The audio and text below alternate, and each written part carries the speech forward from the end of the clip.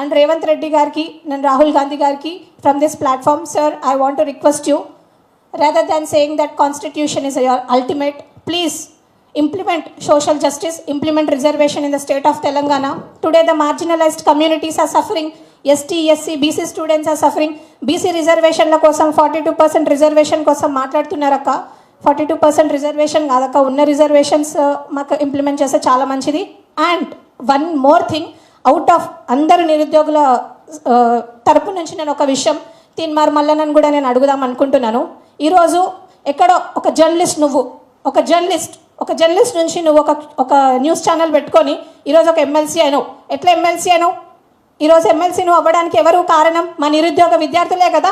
మేమందరం ఓట్లేస్తేనే నువ్వు ఎమ్మెల్సీ అయినావు కదా. మరి ఈరోజు పోయి ఎక్కడ దాక్కున్నావు? నీకు మాట్లాడడానికి చేత కాదా? నువ్వు చేయొచ్చు నిరాహార దీక్ష. అశోక్ సార్ కాదు చేయాల్సింది.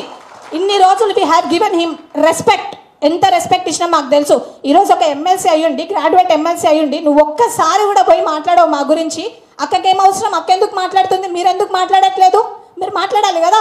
రిజైన్ చేయి, నీ పోస్ట్కి రిజైన్ చేసి మా నిరుద్యోగులు ఎవరికన్నా ఒకరికి ఇవ్వు. అప్పుడు నీకు బాధ తెలుస్తుంది. నీకు ఈరోజు ఏం తెలియదు మా గురించి, మా పేరెంట్స్ ఎంత సఫర్ అవుతున్నారు అనేది. లిటరల్లీ ఇట్లాంటి వాళ్ళని నిజంగా ఎందుకు అనుకుంటారో కూడా నాకు అర్థం కాలేదు. నాకు అనిపిస్తుంది, నా నిరుద్యోగ ఎవరైతే ఉన్నారో వాళ్ళ గురించి ఐ ఫీల్ రియల్లీ బ్యాడ్ అక్క.